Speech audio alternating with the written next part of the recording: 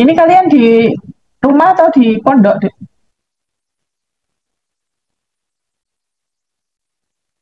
Banyak yang pulang, Mbak?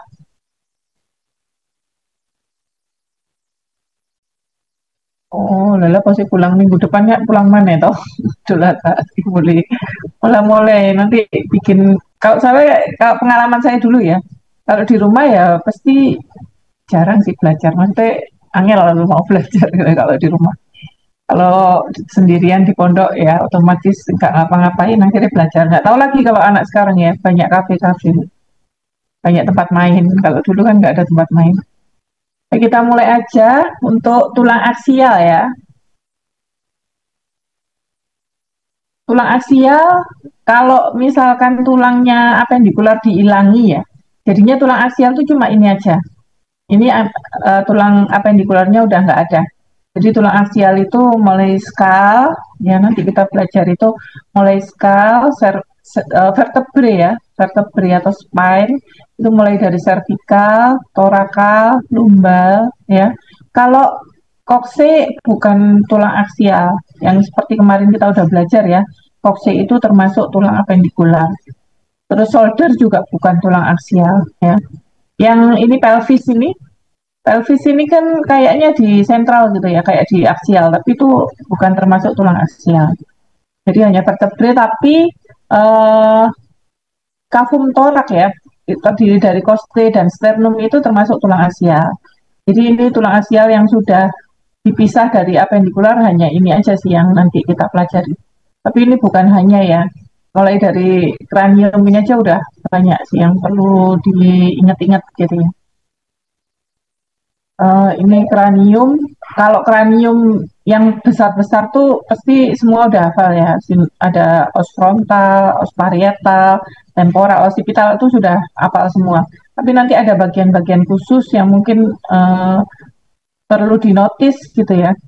Nggak semuanya lekukan-lekukan harus dihafal sih. Cuma ada bagian-bagian khusus yang perlu dihafal.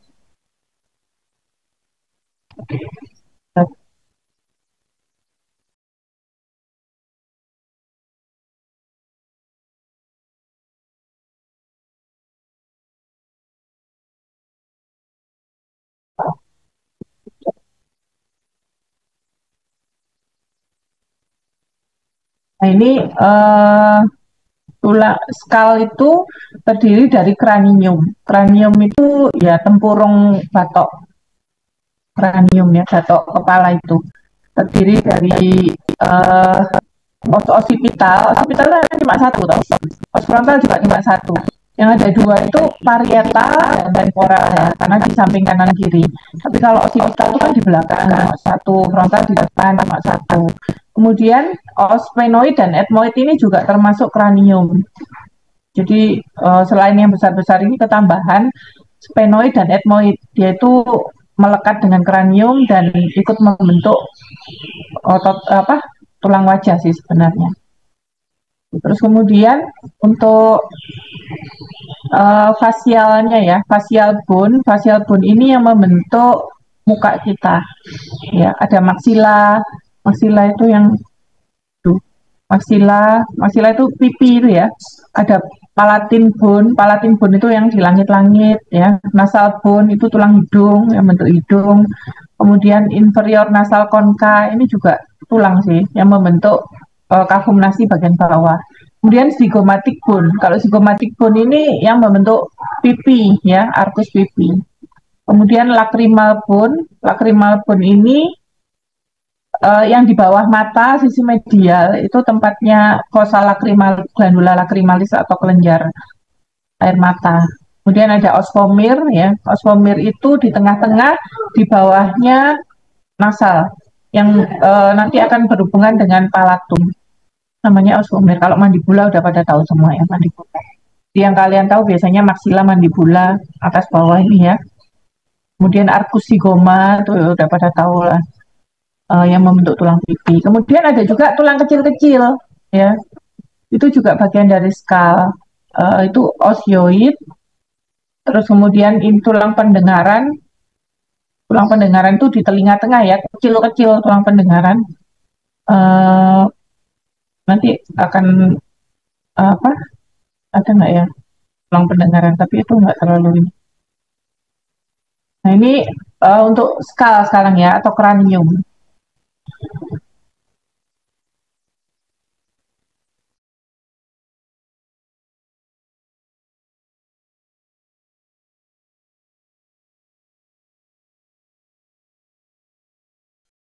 Ini untuk kranium atau skal itu fungsinya yang kemarin udah sempat disinggung ya. Fungsinya skal itu apa?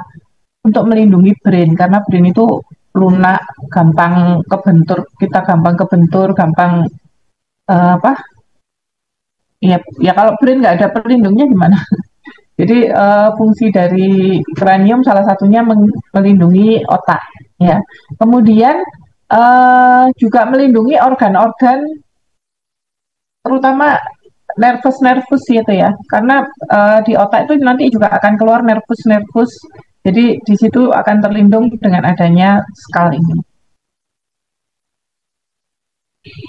Kemudian juga untuk menyimpan ya udara, kemudian makanan, apa untuk mensuplai air juga, maksudnya untuk regulasi semua itu air, udara, dan makanan. Ini kalau dilihat dari superior ya, ini os frontal di depan, parietal, occipital, parietal. Occipital tuh di bawah, jadi nggak kelihatan kalau dilihat dari atas. Ini kalau dilihat dari samping baru parietalnya kelihatan, temporalnya kelihatan.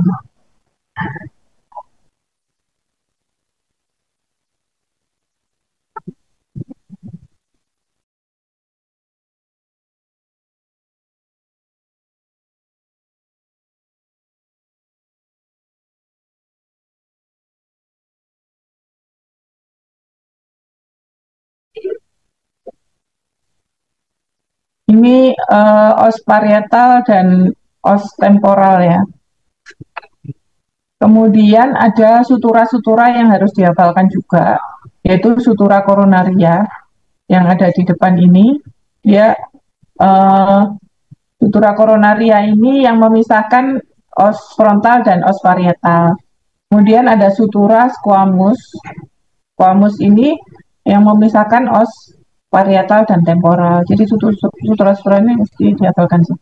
Di sutura koronaria yang di belakang namanya sutura lambdoid, yang di samping namanya sutura squamous, dan yang di tengah ini yang memisahkan parietal dua-duanya adalah sutura sagittaris.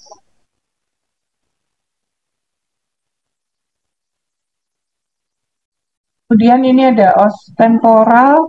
Di os temporal ini ada meatus uh, auditorius externus, ya. Meatus auditorius externus ini kalau masuk tempatnya telinga itu ya, lubang telinga itu ada meatus auditorius externus dan ada yang internus. Kalau internus kelihatannya dari dalam. Terus kemudian ada prosesus uh, ascoideus. Prosesus mastoideus ini tempat untuk melekatnya otot-otot servikal ya di daerah koli atau di daerah leher. Ini melekatnya di prosesus mastoideus. Kemudian ada juga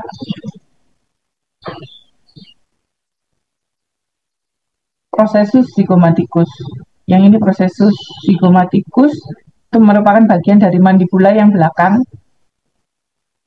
Namanya mandibular condylus mandibula, dan yang depan ini namanya prosesus coronoid. Nanti di belakang dipelajari sendiri tentang mandibula.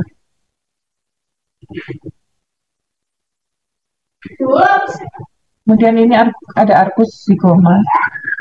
Ini.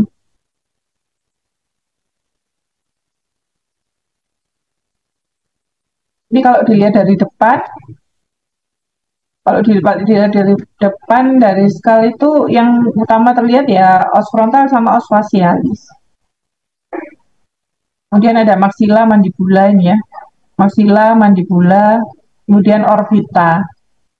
Orbita ini yang paling yang perlu diketahui di sini ada nasolacrimal kanal. Jadi kanalis Nasolakrimal ini tempat saluran dari ductus lacrimal ya, kelenjar air mata yang ada di medial sini ya, medial dari orbita ini ada kelenjar air mata. Nanti kelenjar air mata ini akan disalurkan ke nasal. Makanya kalau kita nangis ya, ikut pilek. Karena air mata itu dari fosa nasolakrimal itu masuk ke nasal. Jadi dari fosa lakrimal masuk ke nasal. Ya, itu ada ductusnya. Namanya ductus nasolakrimal yang menghubungkan antara nasal dengan uh, fosa lakrimal, tempatnya kelenjar air mata itu. Kemudian ada optik foramen, foramen optikus di ujungnya dari mata itu ada lubang yang namanya foramen optikus. Ya, fungsinya untuk tempat keluarnya nervus 2 ya, untuk me, apa ya nervus 2 kan untuk ke bola mata itu ya kalau ke depan. Itu melalui foramen optikus.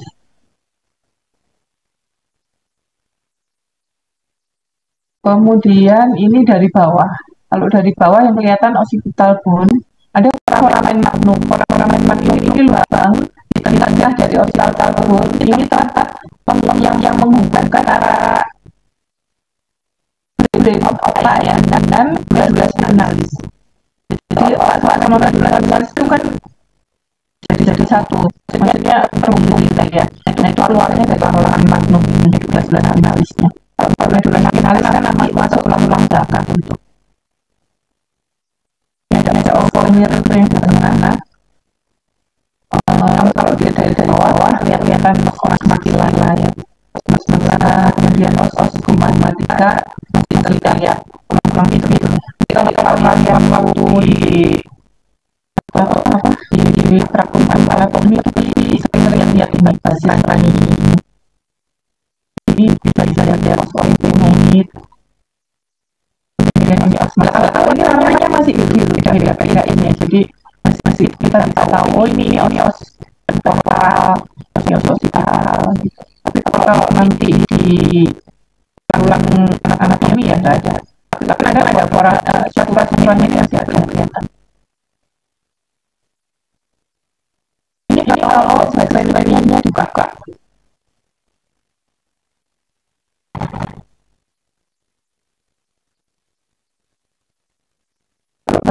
Kranianya dipotong ya dibuka nanti akan dilihat keras kali yang penting ya saya sebutkan struktur yang penting di sini ada kasar gali di tengah tanah menonjol ke arah sasa itu tempat melekatnya menyen itu yang nggak tahu ya untuk sata itu apa namanya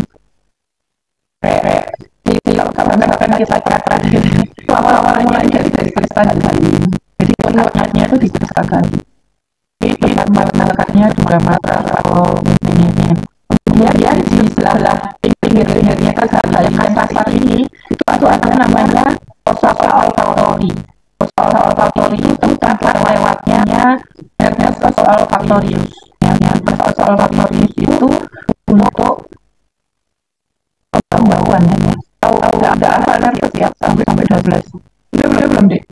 Biasanya nih, udah ya. Soalnya biasanya kalau namanya ospek itu kita nama nervus sampai 12. Jadi ini tempatnya nervus itu kali ini namanya olfactory fossa.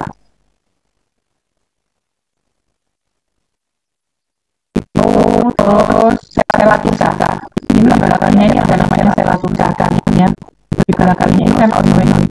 Belakangnya ini ada sela tursata. Sela tursata itu tempatnya atau rumahnya kelenjar pituitary. Jadi kelenjar pituitary itu yang mengatur hormonal kita ya. Kelenjar anterior sangat penting yang mengatur hormonal dan lainnya. Kalau kelenjar macam-macam sih. Melalui dari ada perubahan hormonal dan bagiannya itu tempatnya sela tursata ini. Ini kalau saya tunjuk kelihatan ya.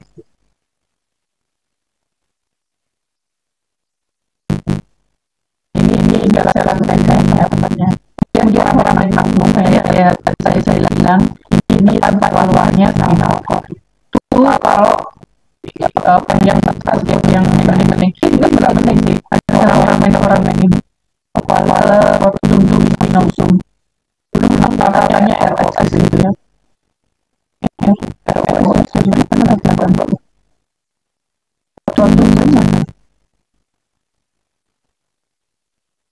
Ini kepala ini spinosum, kira-kira tunduk depan, tunduk kepala spinosum. Ini tempat warna nervous system. Di orang yang tunduk kepala spinosum.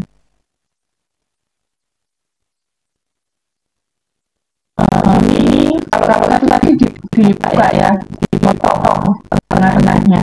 Tapi kalau ini dari bawah, dari bawah yang penting apa aja yang bermanfaat juga atau kanal itu dari orang makin ini ada lubang ini ya kalau di kanan sama di sebelah foramen yang belakang kalau kanal yang di depan itu punya apa kalau kanal tempat masuknya ada karotis. Kalau dari kanal bulan foramen itu tempat masuknya vena jelas ya ada karotid kanal tempat masuknya ada karotis ada di bulan foramen tempat masuknya vena jelas. Kemudian ada foramen lacerum.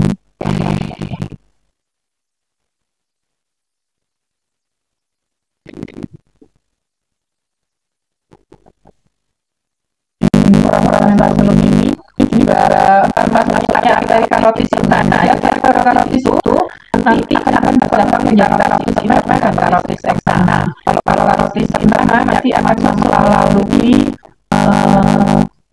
orang-orang lacerum tadi ya. Yang ini.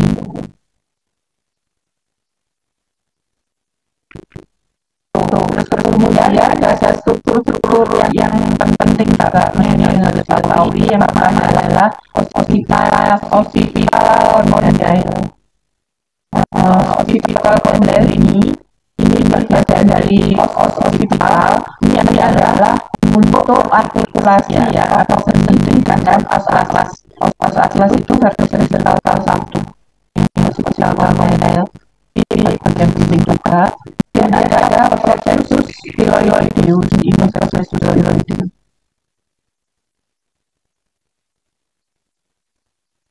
Processus thyroideus ini untuk melengkapnya tulang-tulang penggerak lidah ya.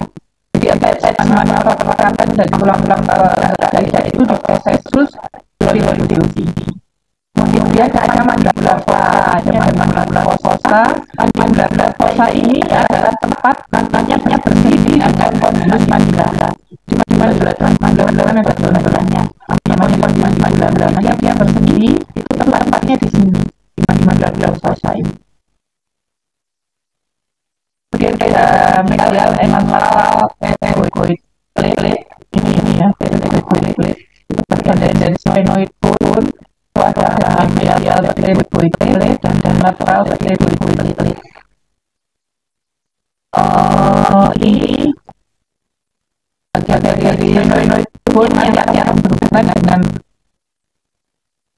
ujung rongga hidung antara kaki. Kalau kiri ini merupakan bagian posterior dari septum nasal. Jadi ujung itu bagian depannya namanya septum nasalnya kan. Nah itu bagian paling belakang itu namanya osomir di tengah-tengah ini. Nanti dia akan berhubungan dengan hari ini ya palantum durum. Palantum durum itu merupakan dinding kayak apa? Tapak dari ekor atap. Lantai ya. Lantai dari salah itu palantum durum. Kalau yang lunak yang nggak ada tulangnya itu palantum molar dengannya di sisa belakangnya. Kalau dari posterior ya pura-pura superior dengan ini tidak ada semua kalau itu estetal. Yang penting di bagian belakang ini ada pentonjolan yang namanya uh, protuberans protuberans eksternal ossifera ya, occipital protuberans occipital atau itu aja protuberans occipital, di mana di sini ada inferior nasal line dan superior nasal line. Sebenarnya apa tonjolan ini? Tonjolan ini adalah untuk markernya ligamentum nuclei. Ligamentum nuclei ini nanti akan menghubungkan ligamen yang terletak di sini menghubungkan dengan servikal. Jadi semua itu kan harus dihubungkan ya supaya jadi kesatuan. Ini kayak kayak tali penghubung ya ligamentum nuclei itu antara kepala dan leher. Dibandingkan dengan ligamentum nuclei, ligamentum nuclei itu kalau di kepala dia lekatnya itu di protuberans itu kan nantinya protuberans occipital. Kalau di occipital nanti kamu lihat tulang di itu di trabekum itu lihat di belakangnya itu ada os occipital, nanti kan ada yang nonjol namanya occipital protuberans. Fungsinya adalah untuk melekatkan tempat melekatnya ligamentum nuclei. Ligamentum nuclei itu apa? Yang menghubungkan antara kepala dengan leher. Ya, tuh. Bagian yang penting-penting aja yang saya biar kalian notice gitu. Sama ya. Ini kalau dilihat dari belakang.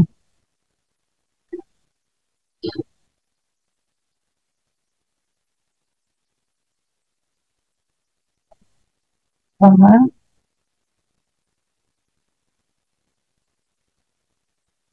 Sekarang occipital bone itu bagiannya. Kemudian parietal bone itu membentuk dinding lateral superior.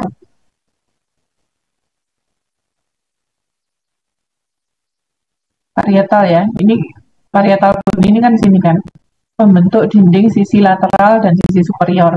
Kalau lateral inferior kan temporal, kalau lateral superior adalah parietal. Kok bisa gambar ini? Oh, ini gambarnya diambil separuh aja dari samping, jadi kelihatannya seperti ini. Tapi lebih gampang lihat ini ya. Ini dan parietal bone. Parietal bone itu berartikulasi atau bersendi dengan apa saja, yaitu dengan os parietal sisi satunya lagi, ya kan? Parietal bone kan ada dua, dia bersendi dengan os parietal satunya lagi lewat sutura sagittalis. Ya. Dan kemudian bersendi dengan os occipital, os temporal, os frontal, dan os venum. Dia bersendi dengan os parietal sisi satunya lagi, dengan os frontal, dengan os occipital, dengan os temporal, dan os venum.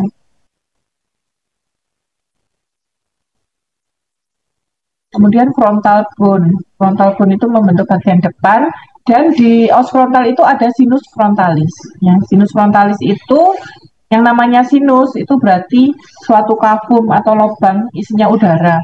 Fungsinya sinus apa? Fungsinya untuk supaya kranium kita tuh nggak berat-berat amat gitu ya.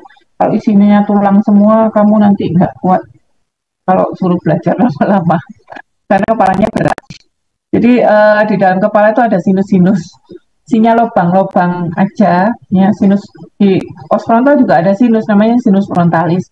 Isinya udara, fungsinya untuk memperingan kranium ya supaya nggak berat-berat banget kalau tulang semua. Dan fungsi utamanya lagi untuk resonansi udara saat kita bicara gini ini. Sinus-sinus itu apa? Ya untuk meresonansi udara supaya keluar suara. Kemudian untuk artikulasinya atau persendiannya dengan apa aja? Dengan parietal bone ya, dengan maxilla, lacrimal bone, sigmoidum banyak. Ini ada metopik sutur. Metopik sutur itu ini frontal ya, dilihat dari depan. Ini kan mata toh. Mata, jadi ini frontal. Metopik sutur itu sebenarnya kalau waktu kita di dalam intrauterin ya, waktu manusia itu intrauterin, sebenarnya os frontal itu terbagi menjadi dua, sama kayak os parietal. Kalau os parietal kan suturannya sagittalis ya. Kalau os frontal ini namanya suturannya metopik. Sebenarnya ada suturannya, tapi udah menyatu. Waktu lahir tuh udah menyatu. Jadi udah nggak ada lagi. Mungkin ada ya, yang orang-orang congenital anomali yang masih ada gulanya. Tapi kalau orang normal suturan metopik ini udah nggak ada. Ini frontal tuh udah jadi satu. Nah, ini di dalam os frontal itu kalau dilihat dari bawah ya, itu ada sinusnya, lubang intinya udara. Ini namanya sinus frontalis. Ini kan superior margin dari orbita. Superior margin orbita itu ini ya, superior margin dari orbita. Terus ada fossa lacrimal. Fossa lacrimal itu harusnya di sini dia. Di sini ada sinus. Ini kalau di transparansi ini sinus frontalis itu di sini. Bentuknya kayak gini, lubang isinya udara. Kemudian os temporal, kalau os temporal itu yang menyusun bagian lateral inferior ya dari skal, itu ada yang penting-penting ada telinga ya. Telinga itu ada meatus, acusticus, externus, dan internus itu di os temporal itu. Telinga itu kan ada di os temporal. Kemudian dia berartikulasi dengan mandibula, ya mandibula. Kalau kita ngomong gerak-gerak itu kan mandibula bawah tuh. Dia berartikulasi dengan os temporal supaya nyambung gitu ya. Kalau enggak nanti kayak di film kartun itu kan mandibulanya gerak-gerak sendiri, enggak aneh, enggak nyambung dengan kranium. Nah, kalau pada orang ya mandibula itu berartikulasi dengan os temporal.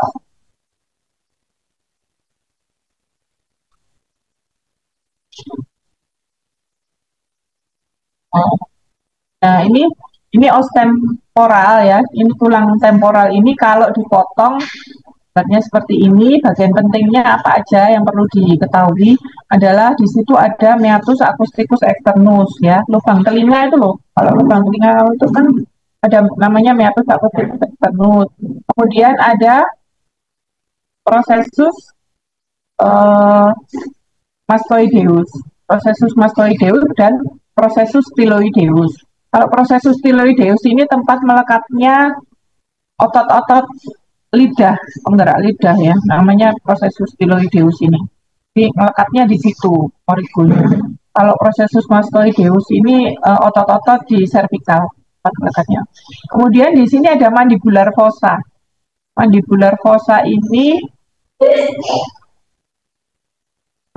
fossa itu tempat mandibular fossa ini tempat artikulasi dengan mandibula itu tadi. Kemudian ada uh, zigomatik prosesus zigomatis ini loh dek, yang merah sedikit ini namanya prosesus zigomatikus. Nanti dia akan menyambung atau bersendi dengan arcus zigoma ya, tulang pipi dengan arcus zigoma ini. Jadi dia bersendi dengan prosesus zigomatik. Ini ya prosesus styloid yang ini prosesus styloid itu tempat melekatnya tendon dan ligamen dari hyoid, lidah ya dan saring. Jadi dia memang melekatnya tendon.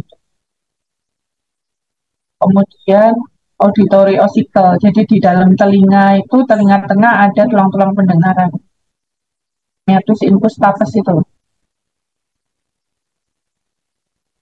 Kemudian mastoid proses itu untuk tempat melekatnya otot-otot dari leher. Kemudian ada zigomatik proses, prosesus zigomatik itu nanti dia akan bersendi dengan arcus zigoma. Ini zigomatik proses, ini prosesus zigomatikus akan bersendi dengan arcus zigoma. Kemudian di sisi dalam dari os temporal ini ada lubang-lubang kecil kayak gini, namanya air cell mastoid. Air cell mastoid ini untuk membantu pendengaran ya. Ini ada air cell mastoid, ada meatus acusticus externus. Air cell mastoid bentuknya lubang-lubang, seperti sarang tawon kayak gini.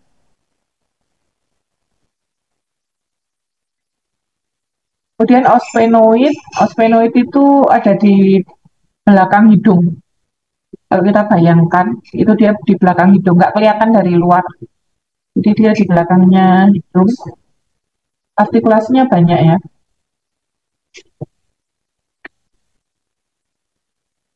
Di osphenoid ini juga ada sinus sphenoidalis. Nah, ini adalah osphenoid, ini ya, osphenoid yang ungu ini. Jadi kalau dipotong seperti ini.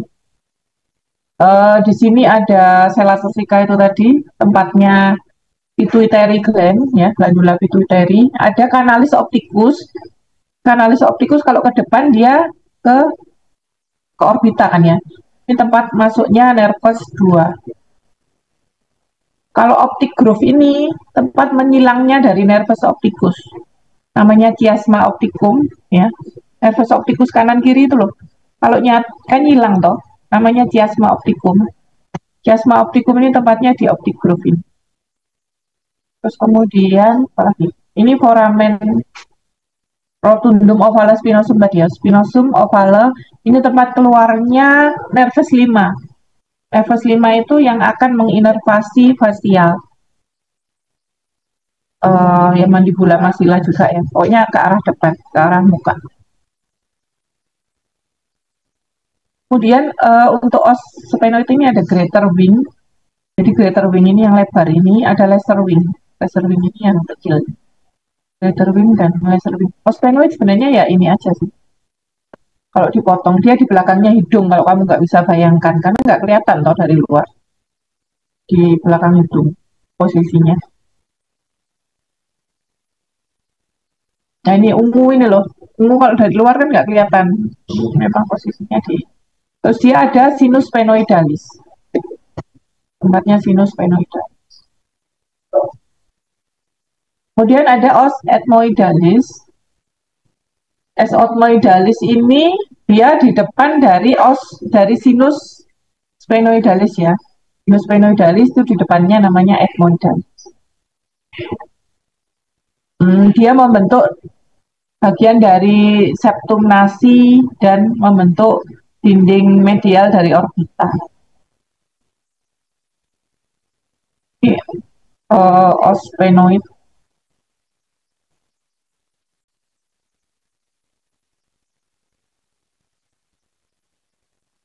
Oh ini beda, ini ya os ethmoid. Os ethmoid kalau ke depannya itu tadi ada kristal gali itu tadi ya. Tempat menyelekatnya meningen, duramater. Kemudian di pinggir-pinggirnya ada cribriform plate atau uh, foramina olfaktoria ya, tempat berjalannya nervus olfaktorius.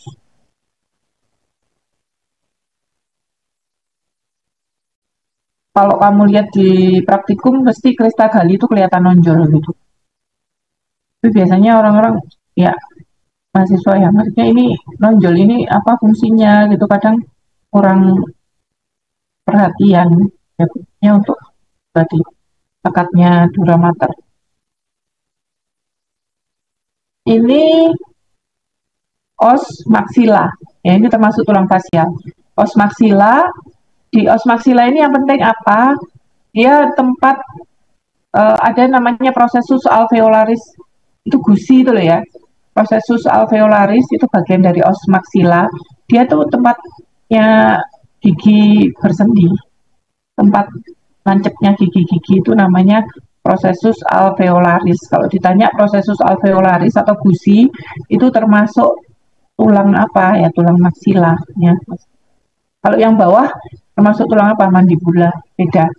Jadi prosesus alveolaris atas bawah namanya sama, prosesus alveolaris.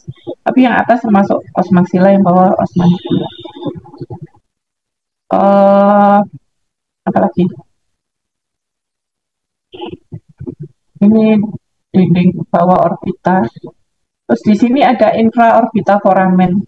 Ini loh kecil ini loh. Infraorbita foramen tempat keluarnya nervus sih.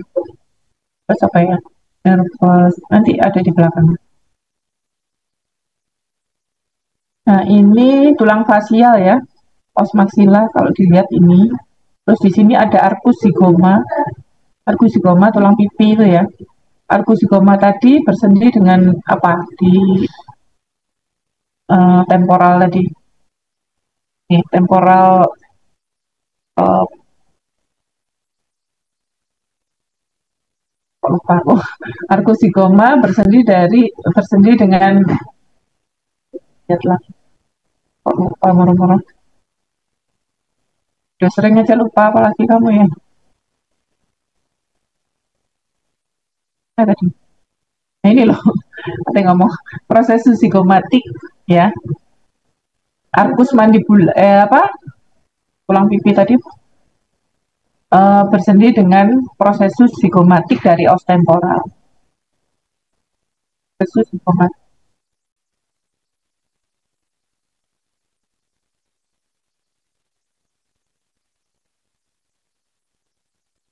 Arcus zygomatikus bersendi dengan prosesus zigomatik dari os temporal. Ini os komir itu di sini ya, kalau dilihat dari depan. Dia membentuk septum nasi tapi dari bawah. Kalau yang atas ini kan namanya septum nasi kan ya. Ya, pemisah nasal kanan kiri ini loh, namanya kan septum nasi. Kalau yang bawah ini namanya os komir. Nah, ini mandibula yang bawah ini. Mandibula yang penting apa aja? Ya, mandibula ada um, mental protuberance gitu ya. Yang ujung mandibula itu loh, yang orang-orang sekarang pada dilancipin ke bawah itu, dioperasi itu namanya mental protuberance. Itu kemudian kalau ini korpus atau body. Kalau yang ini ramus, ya, yang belakang ramus. Yang tengah ini body, yang ini mental protuberance. Kalau ramus ada namanya prosesus kondilar dan prosesus koronoid. Prosesus koronoid yang di depan, kemudian prosesus kondilaris yang di belakang. Prosesus kondilaris ini nanti yang bersendi dengan fossa mandibularis dari os temporal tadi, ya, yang tadi saya sebut, karena ada fossa mandibularis, itu nanti bersendi dengan prosesus kondilar ini tadi. Ini juga ada alveolaris proses untuk mencapnya gigi. Artikulasinya temporomandibular joint ya, kalau yang ini.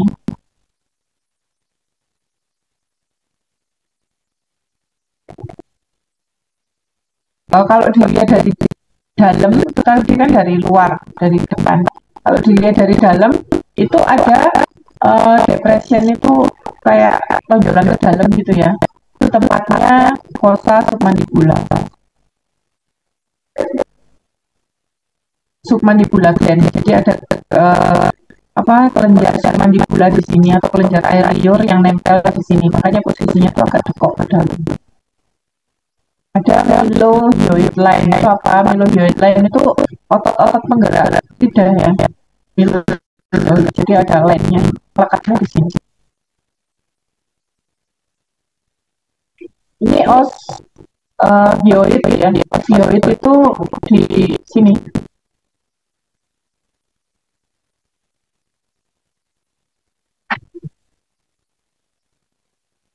Nah, ini foramen-foramennya. Ada foramen magnum, itu tempatnya medula oblongata yang nanti akan menjadi medula spinalis. Kemudian yang penting-penting saja jugular foramen ya, itu tempat keluarnya vena jugularis dan nervus ini, nervus 9, 10, 11 itu keluar melalui foramen jugular. Kemudian foramen supraorbita itu tempat keluarnya nervus yang menginervasi alis, terus kelopak mata atas, sinus frontal. Kemudian ada lacrimal sulcus yang tadi saya bilang ya, tempat ductus nasolacrimal, jadi dari nasal ke lacrimal. Kemudian ada carotid kanal yang penting, tempat keluarnya ada carotisis. Kalau meatus acousticus internus dan externus ya tempat keluarnya nervus 7 dan 8. Jadi nervus yang menginervasi di telinga, yang masuk ke telinga itu nervus 7 dan 8 untuk keseimbangan, dan yang satunya ke arah fasial. Ini foramen rotundum ovalis spinosum itu tadi ya, itu tempat keluarnya nervus trigeminus. Nervus 5. Ini yang mengontrol inervasi di rahang bawah, kemudian dari ke muka. Gitu. Kemudian inferior orbital fissure itu tempat keluarnya nervus 5. Nah itu. Terus kemudian sekarang paranasal sinusnya nanti perlu dibaca-baca diulang-ulang lagi.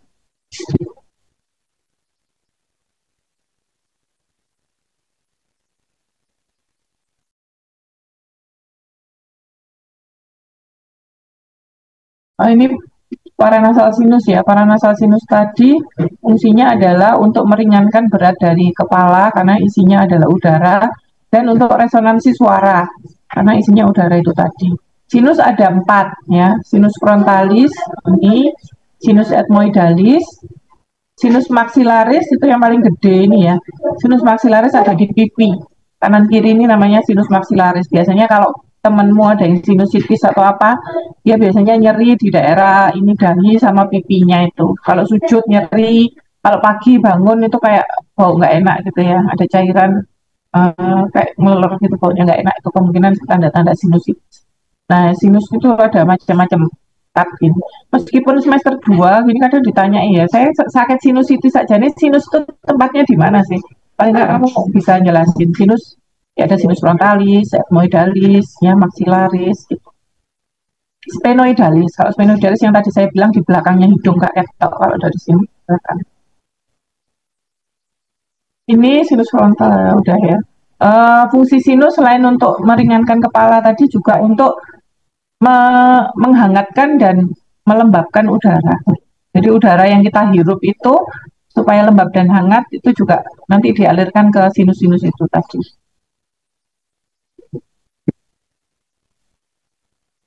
Kalau pada bayi ya, pada anak itu sutura belum nutup sempurna.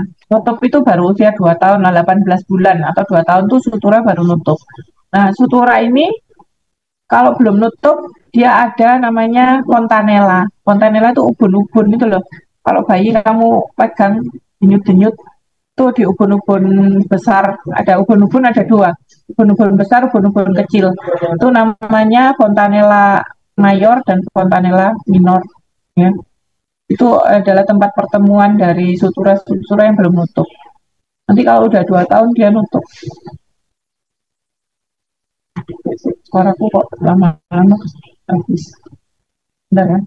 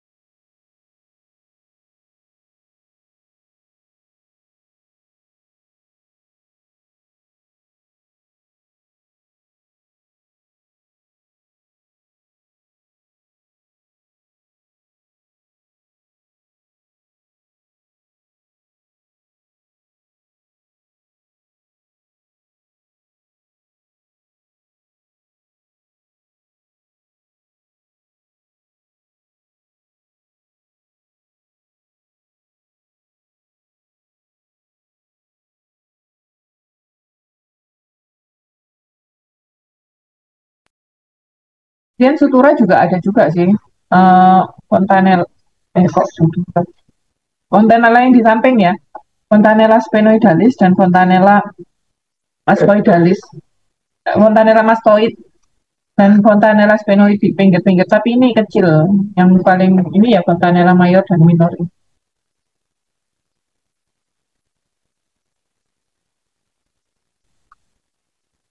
Nah, kemudian sutura-suturanya ini belum nutup ya, kelihatan lebar-lebar banget suturanya. Nah ini kalau di foto jadi tulangnya itu kelihatan pisah-pisah gitu ya, memang sebenarnya pisah. Pak, kalau udah dewasa nanti nyatu, sutura itu malah nggak bisa bergerak lagi ya, termasuk amfiartrosis, jadi nggak gerak. Ini fontanella anterior, fontanella superior. Nah, ini frontal bone tadi ya, sutura metopik tadi, yang tapi metopik tuh sebenarnya kalau udah lahir juga dan mulai nutup sih. Nah, ini menginjak ke vertebrae.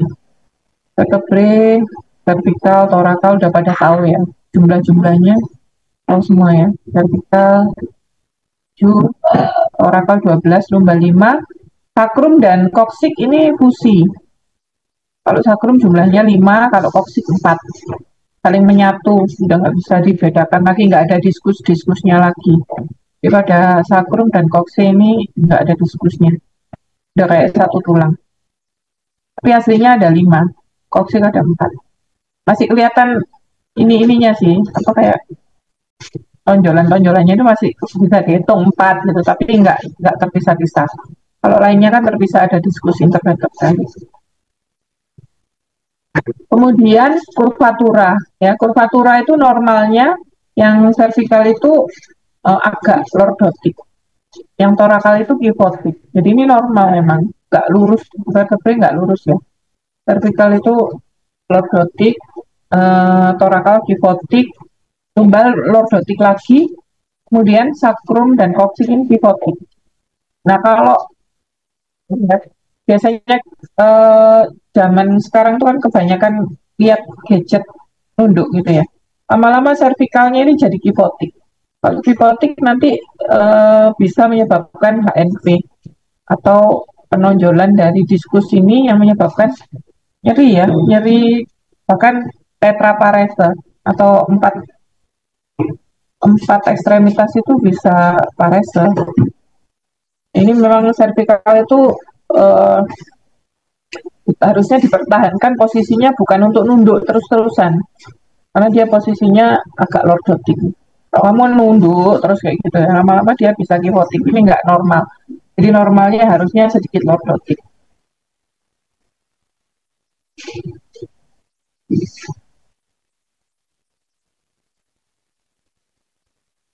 Kalau ada kurvatura yang abnormal ya namanya lordosis, kifosis, skoliosis. Itu kalau eh, banget sih, maksudnya melewati kurva normal. Ini vertebrae pada umumnya. Vertebrae pada umumnya itu yang biasa pada torakal dan lumbal itu ya. Cervical juga sih. Tapi ada cervical 1 dan 2 yang istimewa. Ini yang pada umumnya itu vertebrae terdiri dari corpus vertebrae ya. Di tengah ini corpus vertebra corpus. Kemudian ke samping kanan kiri dia ada processus transversal, ke belakang ada processus sphenoid. Processus spinosum. Prosesus spinosum yang di ke belakang, prosesus transversal yang ke samping. Prosesus spinosum. Kemudian antara korpus vertebrae dengan prosesus transversus ini, ya, ini ada namanya pedicle. Ini antara vertebrae dengan prosesus transversus yang ke samping ini strukturnya namanya pedicle. Kemudian antara korpus dan korpus ada diskus. Diskus intervertebralis ini merupakan bantalan sendi ya. Bantalan sendi yang harusnya empuk dan kalau kita gerak itu sebagai apa namanya? Apa di mobil yang bisa gerak?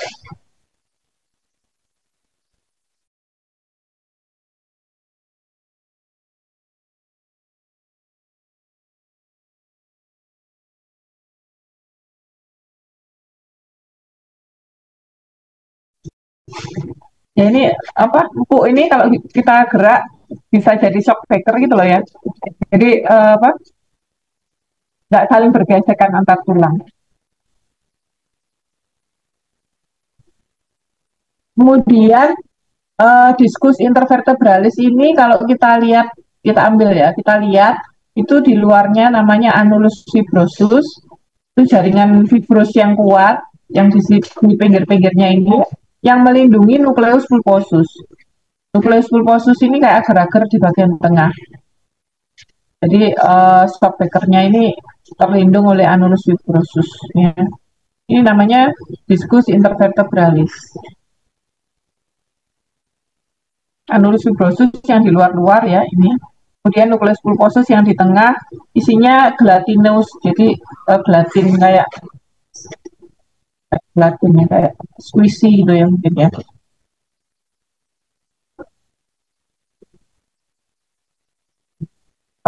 Kemudian seiring usia biasanya korpus ini menjadi kompresi, agak-agak tingginya udah kompresi, jadi agak cemet gitu ya. Makanya kalau orang tua itu kalau diukur tingginya nanti akan menurun tingginya. Jadi kalau kamu paling tinggi itu ya usia terus nggak bisa tinggi lagi misalnya 20 gitu ya. Ini korpusnya paling gede-gede tapi nanti kalau sudah usia 50-60 ke atas nanti korpusnya ini akan semakin kompresi dan makanya tinggi badan itu makin bertambah usia nanti akan menurun tinggi badannya karena kompresi dari korpus vertebrae. Ini yang spesial yaitu os atlas dan atlas ya yang C1. Kemudian yang C2 ini juga spesial, C1 dulu. Untuk os atlas bentuknya hanya cincin kayak gini ya. Kemudian ada dens, yang C2 itu ada densnya. Jadi yang C1 namanya atlas, C2 namanya aksis. C1 bentuknya hanya cincin aja, C2 ada kayak giginya gitu aksis. Dens of axis. Nah, untuk C2 ini nanti akan bersendi dengan C1 di sisi anterior arc, jadi di arcus anterior. Kemudian yang C1 ini nggak ada prosesus spinosumnya ya. Kalau C2 ada prosesus spinosum kayak prosesus spinosum tapi kecil, pendek. Ini vertebrae yang umum ada spinosum, prosesus spinosumnya cabang dua kayak gini kalau di cervical. Kalau di thoraca lumbaran cuma satu, tapi ini kayak bercabang. Jadi kalau nemu vertebrae kayak gini terus belakangnya kok bercabang, ini kemungkinan vertebrenya cervical, prosesus spinosusnya kok bercabang. Kemudian prosesus transversusnya juga nggak panjang. Kalau vertebrae lain kan panjang.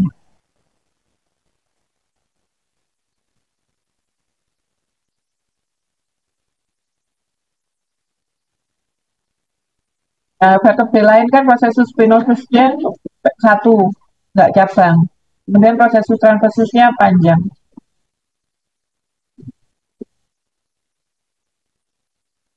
Ini yang cervical itu tadi.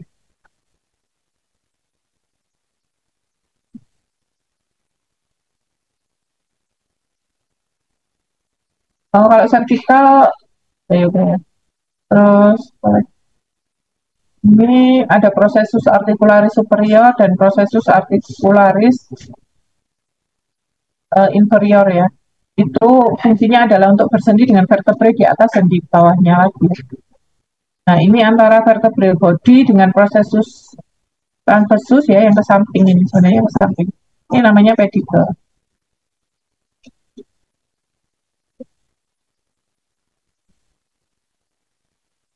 Ini pedicle-nya itu ya, yang menghubungkan antara corpus vertebrae dengan prosesus transversus namanya pedicle. Kalau yang menghubungkan prosesus transversus dengan prosesus spinosus yang ke belakang namanya lamina. Lamina itu ini.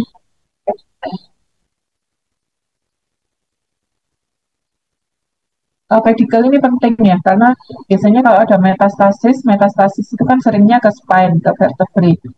Nah, itu yang pertama kali diserang itu pedicle-nya dulu. Tahu kenapa metastasis itu senang menyerang pedicle dari vertebrae-nya. Jadi kayak putus-putus gitu vertebrae-nya.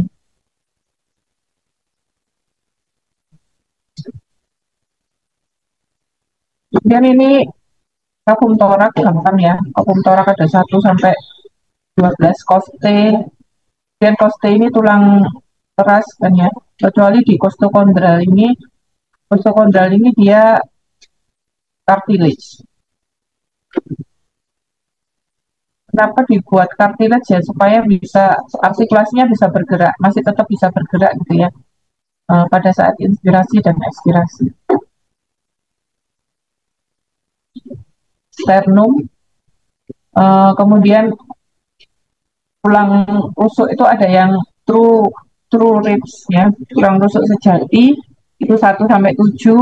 Maksudnya sejati apa? Eh ya maksudnya dia langsung ke sternum ini. Kalau yang false rib 8, 9, 10 itu sebelum masuk ke sternum dia nyatu dulu. Jadi tiga ini sebelum dia nempel ke sternum dia nyatu dulu baru nempel ke sternum. Kalau yang floating itu sama sekali nggak nyatu dengan sternum.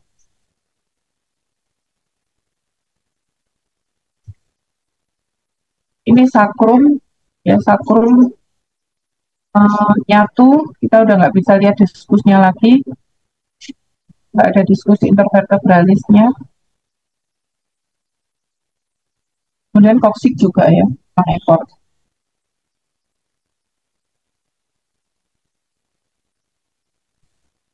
Sini ada foramina sacralis, ini tempat keluarnya nervus nervus.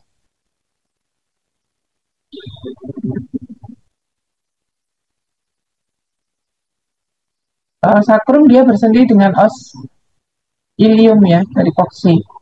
Namanya sacroiliac joint. Ini sacroiliac joint. Ini udah dijelaskan kemarin ya antara perempuan dan laki-laki. Bedanya apa? Artisnya. Baik itu untuk tulang aksial ya. Lihat tulang aksial. Ada yang mau ditanyakan dulu?